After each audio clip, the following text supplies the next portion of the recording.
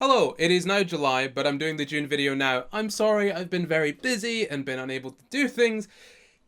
So, but I did have an idea for the June video way back in June, and I'm just gonna do that. I hope you enjoy it. Again, I've just remembered that I don't edit any parts out of these videos, so boy, I'm gonna be on top form. I'm about to also do a live stream right now as well, so we have a strict time limit, which is good because I feel like I could go on talking about this particular topic for a long time. In fact, I know I can because I did the minute that I saw it. So you know the title, you've seen it, I assume, unless you clicked on this video with your eyes closed. It's Cruella. I'm going to be talking about Cruella because Cruella is baffling.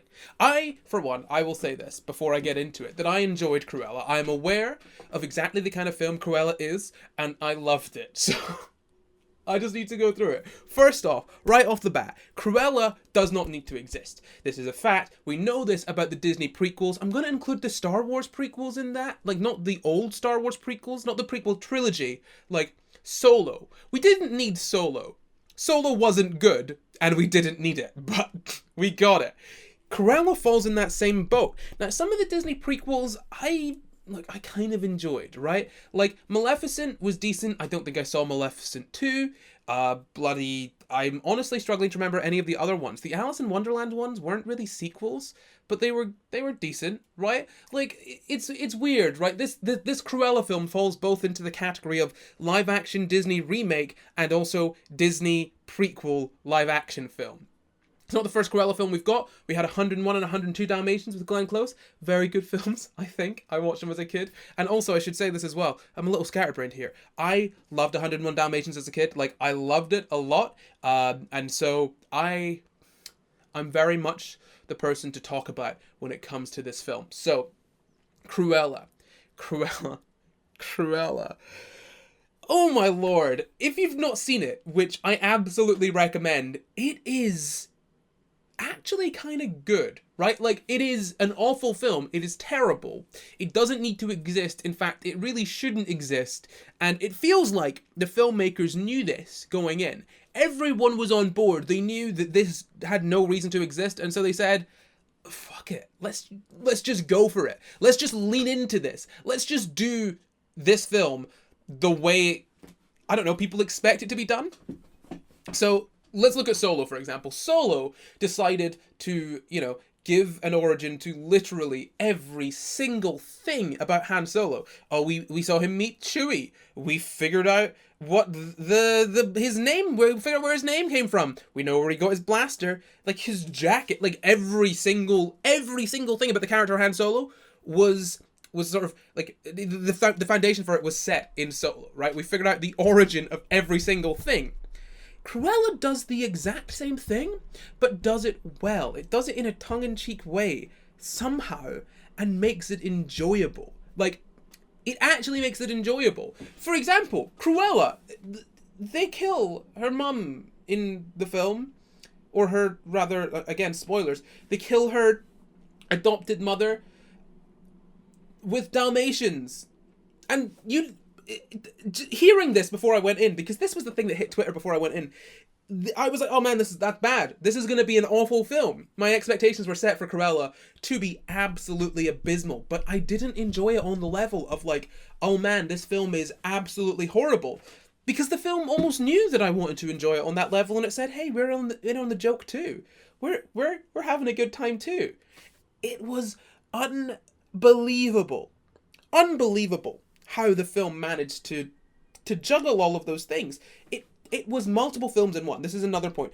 Cruella was multiple films in one. It was Devil Wears Prada, which, sure, of course we expected. But also, it was like a little bit of Oliver at the start as well. You've got, your kids doing your little crimes. It was definitely a bit 101 Dalmatians because, as I said, every single thing in 101 Dalmatians was set up by this film. I'll get that in a little bit.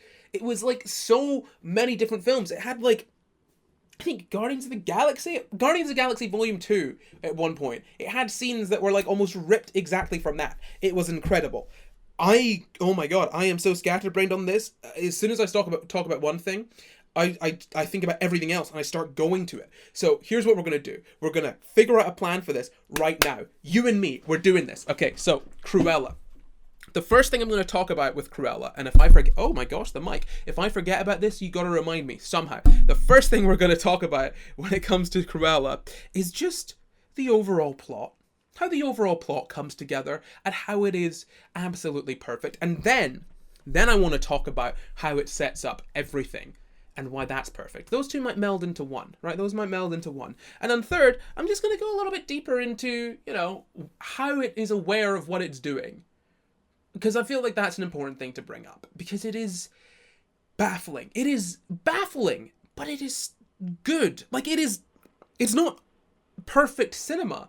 It's not, I'm not saying it's up there with, the Academy. Like, it's not an Oscar winner. I mean, it's going to win an Oscar for something. It's absolutely going to win an Oscar for something. I will put that out there now. It is winning an Oscar. But, I mean, it's not like, it's not like, I don't know, Marriage Story. It's not one of those. It is a silly kind of family film, but it is fantastic. Oh, the last thing I want to talk about as well is the dogs. That might come up later. This plan won't be followed. The first thing I said was at the plot. General overview of the plot. So I want to talk about the plot and some of the implications from it. So, obviously we start off the plot.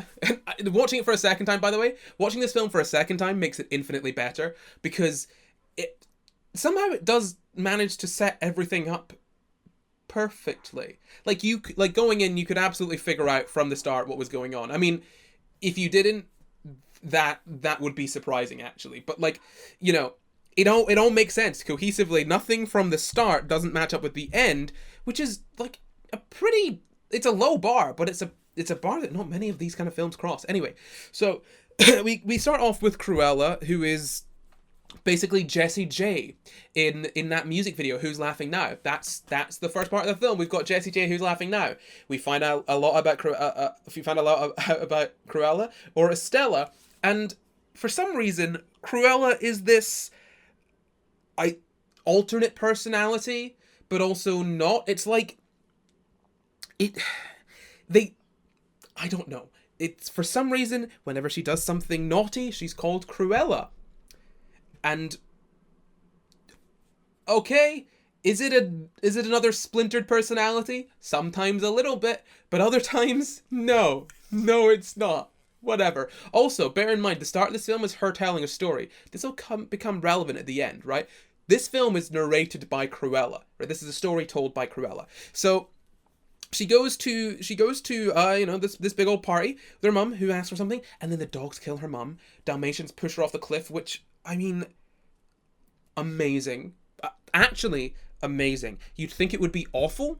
You'd think it would be terrible, but it works. Somehow it works. The film knows what it's doing. So Cruella then becomes a street orphan, which, again, hearing this, before I saw the film, I was like, no, what are you doing? That is crazy. But upon watching it, it was perfectly executed. The only bad part of this film, and I mean it, the only bad part of this film was in this sequence with the two bad child actors. Jasper and Horace, the child actors for them, cannot act at all. Young Cruella, brilliant. Mwah. Perfect, saves it. But the two actors, Jasper and Horace, as kids, don't work. Also, they made Jasper like mixed race or black. Yeah, obviously, of course they did. That's another thing they did. They swapped the races of basically all of the characters that are kind of side characters that don't hugely matter in exactly the way that you expect them to. It is like text. It is like somebody watched every single one of these pre-boot, reboot, sequel, prequel, live action, remake films and decided, I am going to make the most perfect version of them all. I'm going to take every single aspect of them and I'm going to make one that follows the rules so perfectly. It is so purely one of these films that it can't be bad like the other ones. The reasons that the other ones are so bad is because they deter from the formula. This one will be perfect. And this mad scientist, they did it! They cast Emma Stone and she gave a fantastic performance. For some reason, I felt for her. She wasn't just, phoning it in. She actually acted well throughout the film. Somehow, Emma Thompson clearly could have been cast in The Devil Wears Prada. Clearly, given her performance here, it's incredible. So, Cruella, lives on the street, meets Jasper and Horace. They grow up together, and they're all friends. Another great thing, there's almost a romance. It's like they knew that I was thinking that there was going to be a romance and I was going to hate it, and they dangled a little, who are we going to do a romance in front of my face? And then they didn't. They didn't do it. They didn't do the romance, but they made me think they were going to do the romance. I love it. Okay, so she grows up with Jasper and Horace, and then Liberty London clearly paid for this promo, I assume, right? They must have done.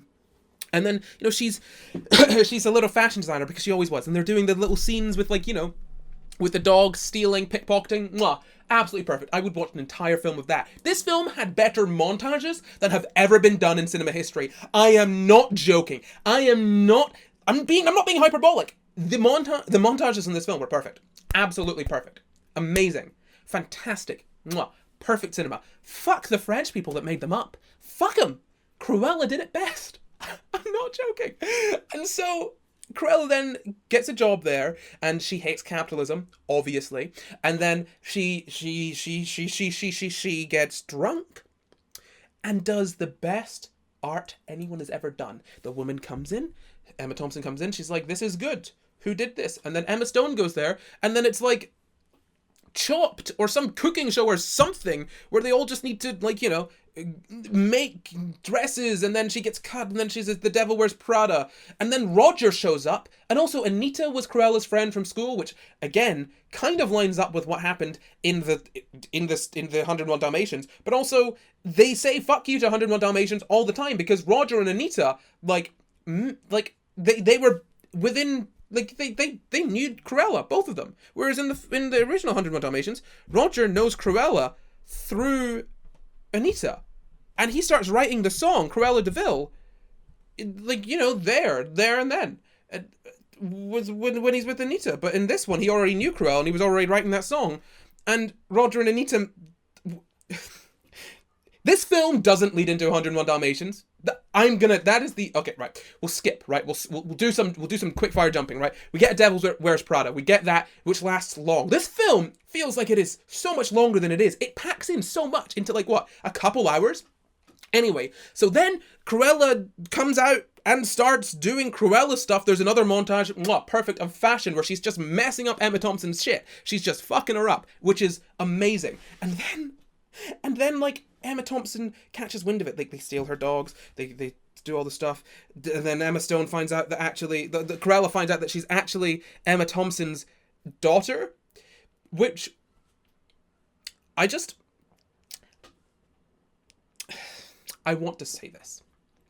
Cruella, the film, it implies that talent in terms of fashion talent, is genetic. It heavily implies this. The two greatest fashionistas, fashion designers that we see in this film are mother and daughter. And Cruella had no training. She innately wanted to do that from the start. That was her thing. Because her biological mother did it, evidently. Like, it is insane. Also, crazy, apparently, just general crazy loopiness is also genetic, which is fairly true. So, you know, I mean, that's fine. Also, the moth scene, perfect. Not relevant right now, but the moth scene, perfect. Love it. So, Jesus Christ. Okay, so we've gone through the plot. She finds out that it's her mum. She gets put in a burning building. Then she gets saved by Mark Strong. And that's when she finds out that it's her mum after Mark Strong saves her. It doesn't really matter. Mark Strong is seemingly a bad guy in this, but then he's a good guy. Amazing. I love it when Mark Strong's a good guy. He's very good at being a bad guy, but it's nice to see him be a good guy. So then Cruella puts together this amazing plan, which just shouldn't work, sending out all of the Cruella outfits to everyone after everyone thinks that she's dead. And also, by the way, this is the thing, right? I forgot to mention this. You're going to be hearing that a lot. So, Estella and Cruella are the same person, right? And Cruella shows up 100% like in the face of Emma Thompson, right? The Baroness, the Duchess, whatever. the Baroness's face. She shows up and she's like fully in her face, and she's, you know, wearing some eye makeup and some mask. Like the first time they meet. So it's like, oh, maybe it's a suspension of disbelief. We're supposed to think that the characters in the film think that Estella and Cruella look very different, whereas the audience know that they don't look that different. It's just a thing that happens in the film, right? So, you know, it's like in the context of the film, in the world of the film, they look very different. They're unrecognizable. But like they go back on that so many times, like. Sometimes it seems as though Cruella and Estella look exactly the same, and any idiot could figure that out. And other times it seems that they look entirely different, and that's why the Baroness is having so much trouble figuring out that she's Cruella. But realistically, she should have figured out, like, immediately. Immediately! Oh my lord! Anyway, she gets saved, and then she has this whole crazy plan where she basically kills the Baroness. Oh my gosh. I was watching this and I was like, okay, she's gonna do Batman. She's gonna do a Batman. And she did a Batman. So she has this whole plan where she like gets all the people to dress as Cruella to freak out the Baroness, and then she's like, oh, I'm Estella, Baroness. Hello, I know that you killed my mother, but I know that you are my mother also, can we hug please? And the Baroness is like, yes, I'll hug you. And then all the people walk outside because Cruella has told them to walk outside. If you've not seen the film, this is not going to be followable for you. You need to watch the film. Whatever. So all the people walk outside, and the Baroness is sitting there listening to Cruella. They're talking and stuff. But she can't hear all the people, like, walking behind her. She can't hear that. But we hear them. But the Baroness can't. It's not like there's loud waves crashing, or there's a storm, or it's raining, or there's anything. She should be able to hear the people walking up, and even if she doesn't, she can't hear them. She knows she's in a public place. Why would she not just be like, okay, oh, I do love you. Hug. Look behind me to check if anyone is watching. Shove. But no, she shoves her without paying attention. Then she's like, oh no. Oh no, she jumped. No, you don't see, she jumped. Crazy. So then Estella she Batmans, which I knew she would Batman, and she built a dress that is a cape. She glides down, falls in the water, soaking wet. Bear that in mind, soaking wet. She gets in the boat, and then she has to drive up from the water. She gets changed, does her makeup, dries herself, drives up, and then there's like immediately there is Cruella. And somehow, she, earlier that day, or earlier that week, or at some point beforehand, had gone in as Estella to like a bank or a whatever, notary, whoever, and said, I want all of my funds, or I want my will basically to go to Cruella de Vil. This person who has just been invented and has no, like, absolutely no records of her existing. She's just existed in the press as of like a few weeks ago, like a few months ago. She has no records of her existing. How did she transfer that to her? It doesn't make sense. It doesn't need to make sense, but it doesn't make any sense. And I love that. I love that it doesn't make any sense, because who cares? You don't care. It doesn't matter. The entirety of this film is not built around what makes sense. It's built around what is cool, or what is like flashy, or just what you feel should happen. That is what this film is built around. And anything you like, every single thing you expect to happen absolutely happens. You will not be surprised by this film if you just picture what is the most outlandish, crazy thing that they could do that would be exciting and enjoyable, and they did it. And that's why this film is perfect. So Estella somehow signs away her wealth to Cruella, who then gets it, and then changes the sign on the manor, and then also keeps the Dalmatian dogs. Well, the Baroness just goes to jail, which, perfect ending, because Cruella can't kill anybody because she's a lovable villain. She's gonna skin some dogs later. That's what I'm saying here. There is like seemingly no way for dog-loving Cruella de Vil, who, even though her mother was killed by Dalmatians, still loved and kept those Dalmatians, right? There is no way that she, in a few short years, and it has to be a few short years, by the way, there's no way that she would then go on to want to make a coat out of those dogs. Like, how does that happen? I want to see what happens in between this. I want to see it. I can't wait to see it. I'm so excited. Okay, next thing I need to talk about is the inconsistencies between this and 101 Dalmatians, because we've gotten to the point where it makes sense, right? I'll get onto the dogs in a second, right? But the inconsistencies between this and 101 Dalmatians, which proves to me that this is not set in the same universe as 101 Dalmatians. This is not a prequel to 101 Dalmatians. This is an entirely new story using Cruella de Vil, making her a good person that we love, because it can't be a sequel. It can't be a prequel to 101 Dalmatians. Do you know why? Because Pongo and Perdita, the two main dogs of 101 Dalmatians, the father and mother of 25-ish of the Dalmatians, 24, whatever. The parents of the Dalmatians, right? Who then adopt a bunch of other Dalmatians at the end of 101 Dalmatians. Bear in mind, 101 Dalmatians, they don't have 101 Dalmatians, they just have like 20 or so. 101 would be crazy. Anyway, Pongo and Perdita, mother and father to an entire litter of puppies. Also, implied by this film, brother and fucking sister. Look, I know dogs can do inbreeding, but like, that is a weird thing. You don't need to add incest into a children's or like family film if you don't have to. Why would you choose to do that? So here's the thing. At the end of the film, one of the dogs is pregnant. One of the 3 Dalmatians that Cruella takes over from her evil biological mother is pregnant. And also the dogs that killed her biological mother. No. The dogs that killed her adoptive mother, who were owned by her biological mother, who now she owns because she stole them and then just ended up keeping them. One of them is pregnant, which, by the way, how old are these dogs? Because they were old enough to kill her mother like 17 years before that and still be like alive? Or like 10 years before that or whatever. Like, those dogs were old enough to be trained to kill, but also like young enough to survive like a decade or more, and then also have puppies. Timeline doesn't make any sense. It's amazing, because you're not supposed to ask questions. You're not supposed to. But as soon as you start unraveling the thread, it just doesn't stop, which is amazing.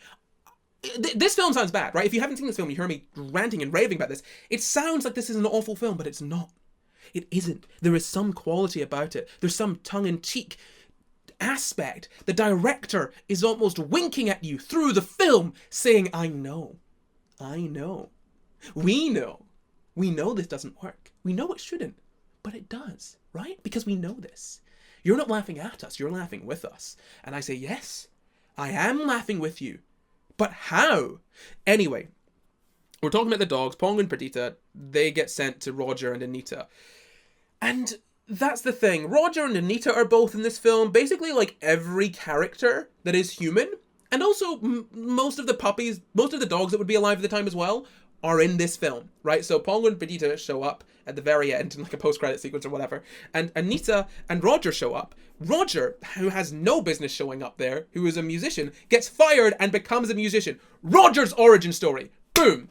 Anita, who is like, you know, in the films, it's like basically just in every pretty much every iteration has been like a housewife. They said, oh, we want to make Anita have more to do in this film. We're going to give her a job, you know, to give her a purpose.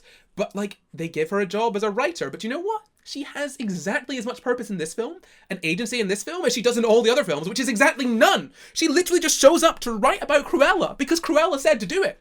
Like, you could replace her with like a video camera. Like, look, like linked up to, like, I don't know, some news website. Like, amazing. Honestly, amazing. Like, it's great. They feel the need to set up every single thing, and normally I'd hate it, but it just felt so good. It felt so good. So, they set up everything, and I've spoken a little bit about the Dalmatians, the 3 Dalmatians, one of whom was pregnant and ended up being the parent of both Pongo and Perdita. I want to talk about the other dogs. I don't remember their name. There was the dog with one eye, Wink, I think, and there was the other dog whose name escapes me, right? So the thing about the other dog, Cruella's dog, I assumed watching the film, like, or hearing about I assumed, right, at the very beginning when she got the dog, that, oh, this might be a story, like, we might see her grow apart from her dog, and so show that she starts hating dogs. And that was at the very start of the film, and almost immediately I realized that's not going to happen. And that dog in the film, right, exists for one purpose, and one purpose only. That dog, without Cruella's pet dog that she has as a child, there is no way for her mother to die. And for the necklace Yeah, there's basically no way for her mother to die. Like, that is the reason, right? That is that is pretty much the reason. The dog exists there to be the inciting incident for her mother to be murdered and for Cruella to see it and for Cruella to cause a big whole issue. Well, not exactly her mother's die, but, you know, to Cruella, for Cruella to feel responsible for her mother's death, essentially, right? So that dog basically is in the big party, causes a kerfuffle, and is chased after by the Dalmatians, and the Dalmatians, like, bite, eat, all that stuff. There is, like, if you take that dog out, that is the only thing that changes, because the dog has nothing else to do for the entire rest of the film. It is basically just there. And you know how, like, you know what's incredible about it? What's incredible is that they didn't even bother having a good reason for the dog to be written into the story. The reason that the way the dog is written into the story is by them basically just saying, oh, the dog is here. She finds the dog in a dumpster at school that she's thrown into. It doesn't make any sense. They were like, oh, we need to have the dogs to do this. Okay. She finds the dog in a dumpster. That's it. And another dog, Wink, I love. Perfect. Absolutely perfect. I don't know how I love this dog so much. Wink is just, Wink does everything. I played a drinking game the second time I watched this. I literally paid £20 for it to watch it on Premier Access after going to the cinema to watch it because it's that good. One of the sort of drinking rules was drink anytime Wink is Wink. Wink is amazing. Perfect dog. And, like, I've never loved an animal companion that is purely there to do silly tricks and just solve problems as much as I love. Like, I just love that dog so much. The dog who has no business being there, and also all of those dogs are way too old. Way too old. But I love that dog so much. Wink, I just needed to bring up Wink. I needed to. I'm running out of time, actually. So maybe I'll do another video on this at some point. But, like, okay, let's just get the last few things in here. Okay, Cruella. All in all, every single aspect of this film is, like, the most, like, it is the most, right? It pushes itself to be exactly the way you'd expect a Cruella prequel to be. It is big. They put a lot of money into it. They have dogs all throughout the picture. There's Dalmatians. We see the origins of every single, like, important character from 101 Dalmatians. They almost throw a romance our way, but then they don't. And it is perfect. And I thought I could explain why. I thought I could get into why, but I can't. It is perfect. It is the perfect film. Well, it's the perfect Disney prequel film. And I suppose because it's not a prequel. It's not a prequel to 101 Dalmatians. It's a brand new story using characters from 101 Dalmatians.